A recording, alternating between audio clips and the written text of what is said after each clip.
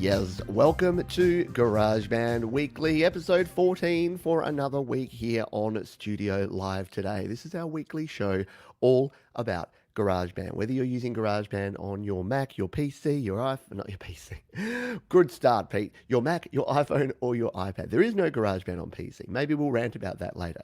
What's coming up on the show today? We've got new iPad Pros announced. We'll be talking about that. iOS 13.4 is just around the corner. What's in it for music creators, though? And my rant of the week, is it the end of trolls, or are we going to see more? I'm interested in your opinion. Let's dive in now and start with the news and notes of the week. And the number one bit of news has to be the new iPad Pro. So we got a little bit of a left field announcement from Apple during the week, which is that not the iPhone 9 or the iPhone SE2 or the iPhone, whatever they're going to call it, that is yet to be announced. But the new iPad Pros for 2020 have been announced. So the new iPad Pro starting at $799 for the 11-inch model, $999 for the 12.9-inch model. Pretty good specs, nothing revolutionarily new. We've got the new A12Z or Z processor, new graphics, 8 cores of graphics instead of 7. And pretty much the same across the board apart from that. The big news, though, is the Magic Keyboard, which is so magic it's costing $300 for the 11-inch and $350 for the 12.9-inch. That will not be available till May, but the new iPad Pro is available for order from apple.com right now. You can order it and it will be shipped out on the 25th of March. So you've only got 2 days to wait for that to be done, or 3 days in the US. So 3 days time, you can get your hands on the new iPad Pro. And I'm sure at this stage, I'm not getting one. Just with everything happening, I've decided not to buy one straight up. But you can rest assured that many, many people in many, many places will have them, and there'll be reviews. I'll be watching those reviews, and then I'll do my usual thing, which is letting you know what's in it for music creators. Because I don't think what I said in my review, and by the way, down in the description, I've linked to the review I did where I talked all about the new announcement, so you can check out that video at the end of this one. I mentioned that if you have a third gen, if you have the 2018 iPad Pro, I don't think it's going to be worth your while updating, especially since if you do want the new Magic Keyboard, you can actually use that with the third gen iPad Pros as well. But if you're rocking an iPad Pro first or second gen or an older iPad and you really want to move up in the world, it may be worth checking out the new iPad Pro. So let me know if you're excited, if you're going to be ordering one, and if you do, what you think of it. Yeah, share it with the community here. Next bit of news is related, and that is iOS 13.4 is coming. The GM, the Gold Master, has just been released to developers, and I've watched a few reviews. You can check those out various places around the YouTubes and just see what's on offer there. It's a big update, but not a huge update. All these, the whole point update, so going from 13.3.1 up to 13.4. There's a few new features in there. Primarily, I think what's going to be exciting, at least for me and for other music creators, is the better mouse support. So we now have full support for mice and trackpads. So the reason that this is being added is the Magic Keyboard. So the Magic Keyboard has a trackpad built in, but for those of us that are running iPad OS 13, it's going to mean that we get additional cursor support, which should be super cool, because at the moment the mouse support is good, it works well, but it's kind of like an accessibility feature. It doesn't have a whole lot of functionality such as dragging and dropping and right clicking and doing all the things you'd expect in a desktop environment. But because Apple want the iPad OS to be like a desktop replacement, what's their new slogan? It's like, your next computer is not a computer. The reason that they're saying that is that the reason that they've introduced the new cursors is that the old ones didn't really work in terms of how you would use a computer. What they've done now, though, is introduce a new cursor. And here's the good news. Anyone who runs iPad OS, so anything from an iPad Air 2 and up, iPad Mini 4 and up, any iPad Pro, and what's the other one? And the iPads, so like the iPad 2017 onwards. So yeah, there's a heap of different iPads. If anything that's running iOS 13 or iPad OS 13, you can use these new cursors with. And if you want to learn how to use a mouse and a keyboard with your iPhone or iPad, then check out my videos. Just search my name, Pete Johns, and the word mouse, and you'll find a heap of videos about using a mouse. A third bit of news that we have here, directly GarageBand related, is that I want to give a small round of applause to a lot of the developers at the moment. What they're doing is pretty cool, and it should be supported. They're putting out a lot of their apps for free. So we've seen in the last couple of weeks, we've seen Nambrini push out a whole bunch more of their plugins, and we've seen Korg and Moog put out their synth apps for free. We've seen Lander have just released a 100 sample pack for free that you can download from their website. I just did a video on it. That's going to be linked down in the description. You can check that one out at the end of this one.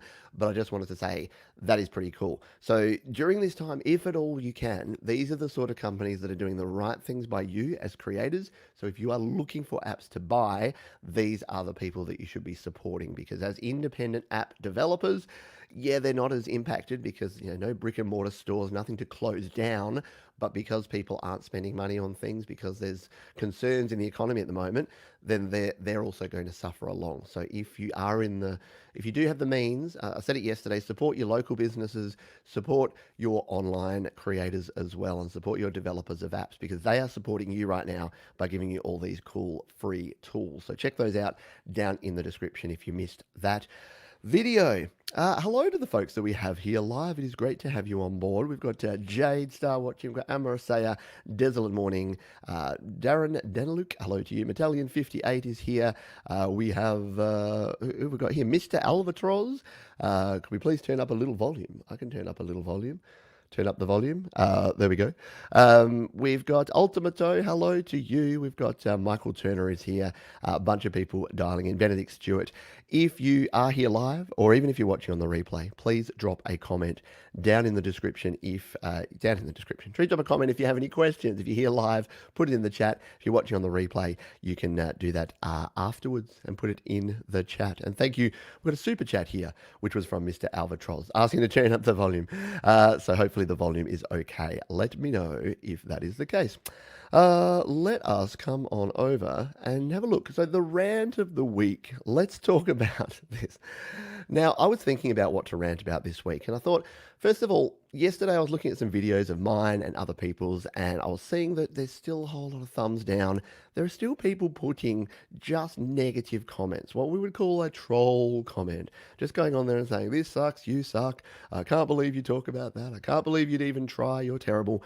And I thought, in the current environment, shouldn't people just be taking a big giant chill pill and stepping back and going, actually, even less appropriate for me to be a DICK in this climate, maybe I need to just chill. But you know what? I thought about saying all that, and I did, but I think it's actually going to get worse before it gets better, and here's the reason why.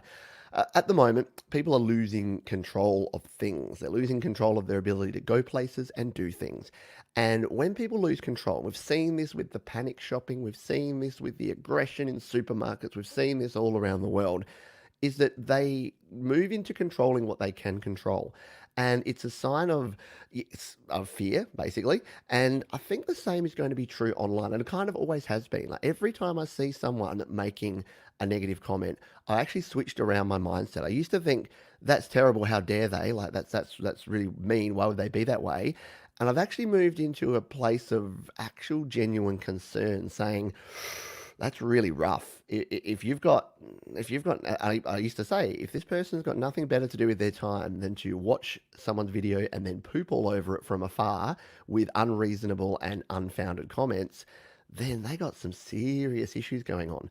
And now I think it's probably even worse, because I think, yeah, they genuinely will. And for people that are trapped and have been in this negative mindset and have spent all this time just pushing negative energy into the world, I'm actually really fearful for them and how things are going to go, because I for one, am not that I'm not going to tolerate it, but I'm going to have empathy, but I've decided I just can't engage, because I'm going to be pushing positivity into the world as much as I possibly can. And I'll give folks my default response has been and will continue to be, really sorry, I hope things get better for you soon. That's just going to be my default response.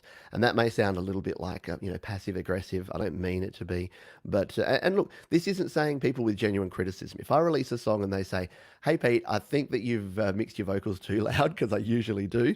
And I think that in the chorus you need an extra guitar because that would really build it out. that's totally cool. Like that's useful, constructive criticism, and I'm all about that. And I won't stop doing that, and I won't stop accepting that. But yeah, the straight out hateful comments about things that are not related to the video. Hey, you look like this. Great. Did the video give you any value? Why did this suddenly become about what people look like?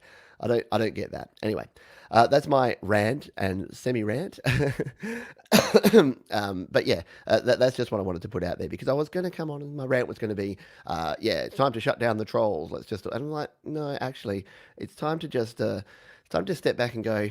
I'm really sorry you feel that way. I hope things get better for you in the near future. Anyway, let's get on to some more GarageBandy stuff because that rant wasn't actually GarageBand related. Let's get into the tip of the week. Excuse me.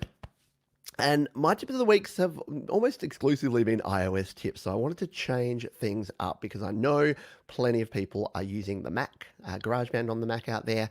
So my tip of the week is going to be using GarageBand Mac and using the typing keyboard. So if you don't have a MIDI keyboard, but you're using GarageBand on your Mac, did you know you can use your typing keyboard not only for keyboard shortcuts, but actually to play in parts? It's super, super cool. Now, I don't have a video about it because I don't use GarageBand on Mac, but my buddy Dean Davis does have a video on it, and I'm sure many others do too. Patrick at the GarageBand guys probably mentioned this a bunch of times as well, but Dean, I just happened to be scrolling through and found his video that he did on this a while ago, but it's still super relevant, and that is linked down in the description. So unfortunately, for those of us on iOS, for whatever reason, Apple decided not to put this feature on iOS. Even though we could use our typing keyboards for keyboard shortcuts, we can't use them to actually play in on iOS. So yeah, so that is something. If you're on a Mac and you don't have a MIDI keyboard, but you still want to use your keyboard, now you won't get touch sensitivity. Obviously, it's just an on-off thing.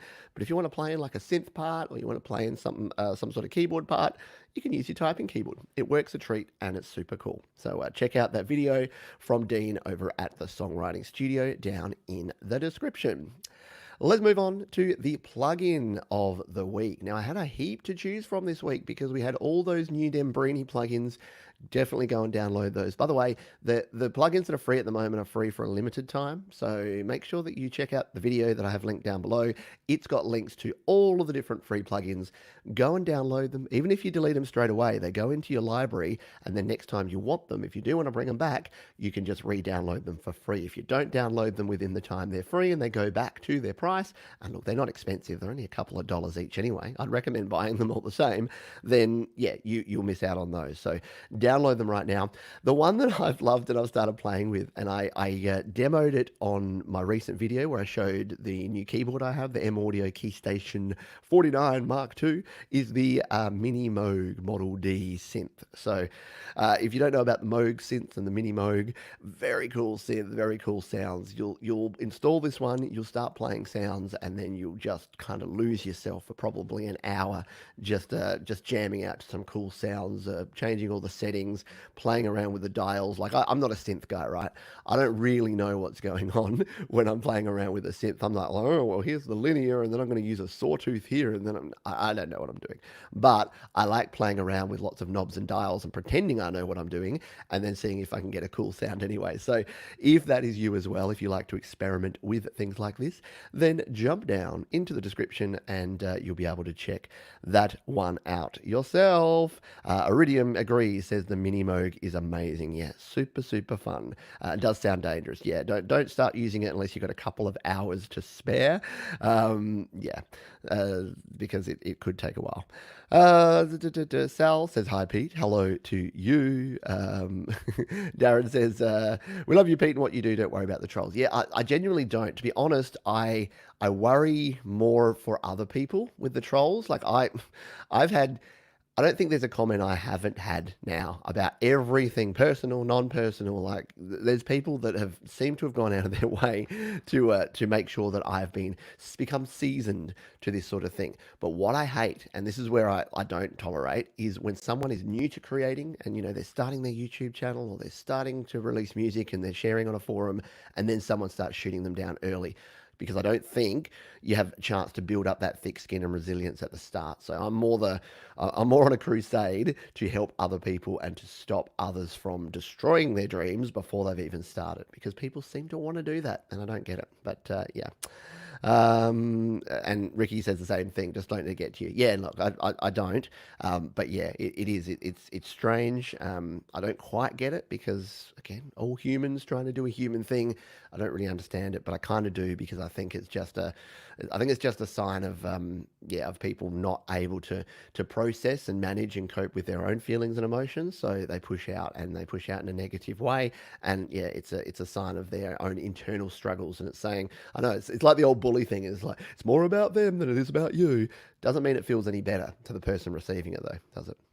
And greetings from La Paz, Mexico. Hello to you. Good to have you on board. And Jade, as always, has put all of the links here in the chat that you can check those out. At the end of the show, yeah, jump down to the description of this video. You'll be able to find all of those. You stay safe. Love from India. Thank you, my friend. Really appreciate that. And Jade says, I normally reply with, I think you are mistaking me for your mirror. Yeah, if a lot of these people just got better at the self-talk, maybe they just need to have a conversation with themselves. Maybe that's what they think it is. I honestly think, here's the funny thing, we'll lighten it up a bit on that. I honestly think some people don't even really think about the person. And I've got a lot of comments recently where someone has put something out there, and I'm pretty quick on my comments. So I'll check my comments 2 or 3 times a day. And sometimes it's a bit creepy for some people, because they'll put a comment, like, and 1 minute later, I'll be in there replying. So they may put a comment and they're saying, "Oh, look at your ugly face, you suck."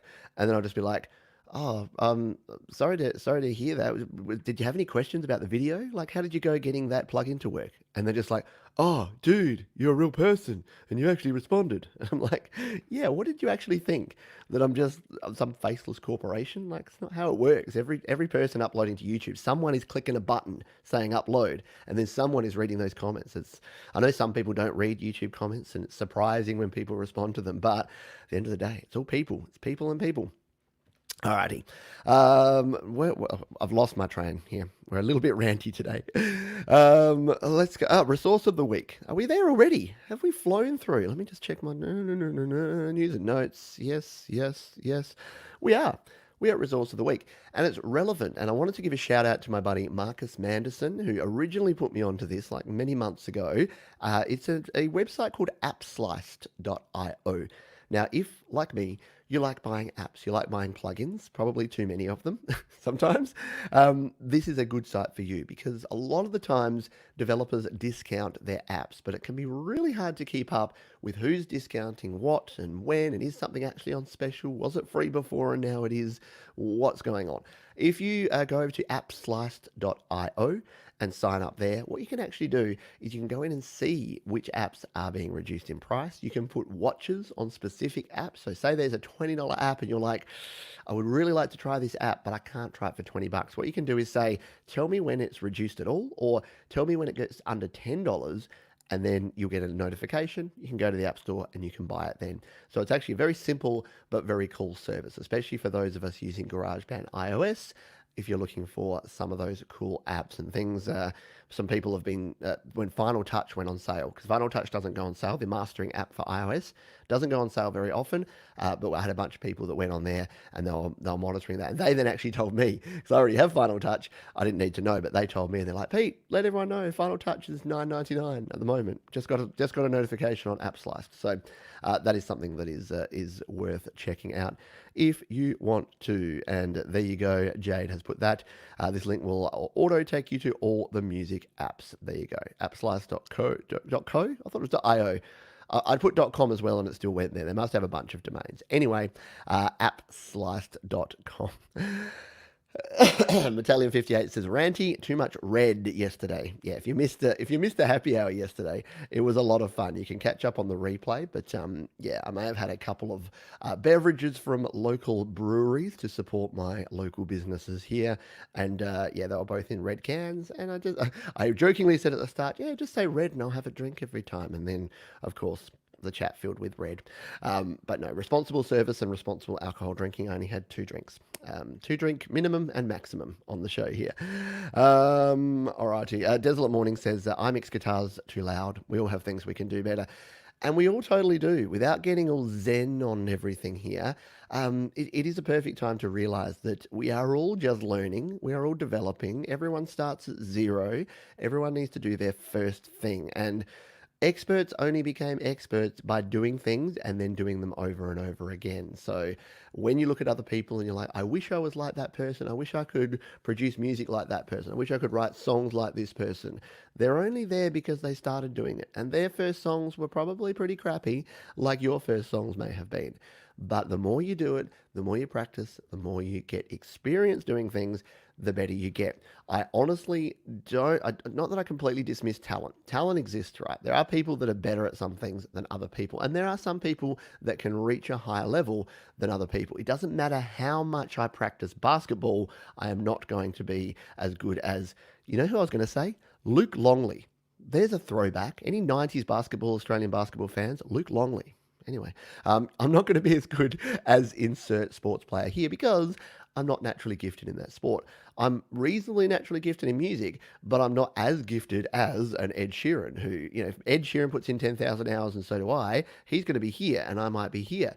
But if neither of us put in that 10,000 hours, he'll be here and I'll be here. I won't have got off the mark. So yeah, there are natural limitations, but you will be absolutely surprised at how far you can push that up just through guts, determination, practice, repetition, and positive attitude, positive energy. The more positivity you can put into your practice, the more, the less barriers then you'll actually hit because you'll realize what you can do. And I've said this before, but when you're talking about your comfort zones start like this. And if you try and burst them, then that's where things go wrong. That's where people give up. They're just like, I can't be like Jimi Hendrix, so I'm going to quit guitar now. Well, guess what? Jimi Hendrix wasn't like Jimi Hendrix when he started out. He started here, and then he went to here, and then he went to here, and then he went to here. You got to build it up. You got to hold on. Life is long and you have much time. Put in the hours, put in the effort, put in the repetition. When did this become a motivational seminar? Isn't this supposed to be a GarageBand show? We are going to finish it up there, but I wanted to say thank you for all of your support over this weekend. If you've caught any of the other live shows, I really appreciate you. If you've missed any, they are all on the replays available at studiolivetoday.com. Head over to studiolivetoday.com. You can check out all of my videos and articles all about GarageBand, as well as other music making stuff. You can also find out where to follow me online on social media. You can join the mailing list. You can check out the gear guide if you're in the market for buying any audio gear, and a whole lot more. Thanks for joining me on GarageBand Weekly for another week, folks, and I'll see you next time.